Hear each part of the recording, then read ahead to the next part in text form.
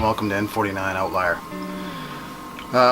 This is Dealing with Demons Part 2. I had a good chat with a good friend of mine about my dealings with demons, the first one, and he came up with a good point that dealing with demons is not necessarily an obstacle to be overcome and combative and put away. It's more the journey, the process of doing it. As I said, you're always going to have more demons. If your life is dynamic and changing and you're growing, you're going to come across new fears, new demons. And it's not just about something to be conquered. It's about the journey and the process as well, and moving forward. And one of my demons has been regrets. I've had a lot of them. I've done some pretty shitty things in my life in the past, and I've harbored a lot of guilt, and I've had a lot of regrets. And so I thought I would attribute to this as like Dealing with Demons Part 2 of how to take a demon that's a life lesson and change it into something good, and go through a bit of a journey. So with regrets, I came up with, after doing a little bit of research, I came up with about 10 points of, how to deal with the regrets that you have in your life, how to move forward and continue being a better version of yourself, and not being, not holding yourself to stuff that you've done in the past. Here goes. There's 10 points. So number 1 is don't attach emotions.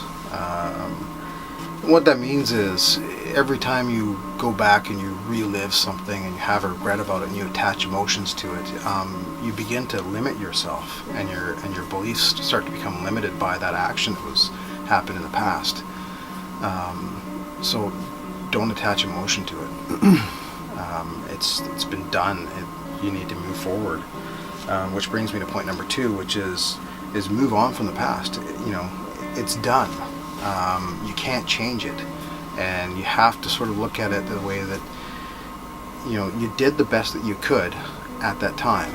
And part of the reason you have a regret is because you figured out maybe there was a different way of doing it, but you didn't do that, but you didn't know that probably at the time, and so you may do the best you could based on whatever scenario or circumstances that happened, and it may not have been the right choice, which is why you have a regret about it. But you need to let it go. You don't attach emotion to it anymore. If you've already had a regret about it, means that you're starting to think that I did something not cool there, and I think I could have done it a bit better. Leave it in the past. Don't attach emotion to it. Learn to love yourself, and look at it this way. How easy is it for you to forgive somebody that you love? Somebody comes and does something that they wronged you or hurt you or whatever, and you love them and you forgive them for it. It's pretty easy when you really think about it, if you truly love somebody. Imagine that same scenario to yourself. You love yourself enough that like you would another person. You need to forgive yourself. Let it go. Move on. Don't attach emotion to it. Number 4, rewrite the past. And I don't mean rewrite it and lie to yourself and lie to everybody else around you that didn't happen or whatever. I mean rewrite the past as in, how would you do it differently? You're already having regrets about it, means you wish you had done something different. If that same scenario came up again, how would you do it differently? Rewrite the past. And don't look at every single regret. That can paralyze you. Like I said, I have mountains of regrets, and you have to look at the pattern. Look at the bigger picture that's going on. What are the patterns of all these things, and change those patterns and move forward. Everybody's human. Everybody has regrets. Unless you're a borderline personality disorder, which falls into a very small percentage of the population that lack the ability to show remorse and reflect on themselves. Yeah, everybody's got regrets, but don't look at every single regret. That will paralyze you. That will keep you living in the past. Let go of it. Look at the big ones. Look at the patterns, and fix it from there. Number 6, you have to admit your mistake. Admit your part in it. Take full responsibility for all of it. When you do that, you take ownership of it, and only by taking ownership of it can you move forward. It's something you like, you know what, that was my bad, and this is how I'm going to do it differently next time, and no longer attach emotion to it. Let it go. It's in the past now, and you're going to do it differently next time. Point number 7, you're not alone. As I said, everybody has regrets. Share it with somebody. Make it more real. Write it down. If you keep it in your head, you can lie to yourself. You can ignore it. You can, put it in the past. You can do all sorts of things to try and avoid it. Share it with somebody. Find somebody that's close to you. Write it out. Share it. And you'll probably find that most other people have similar regrets.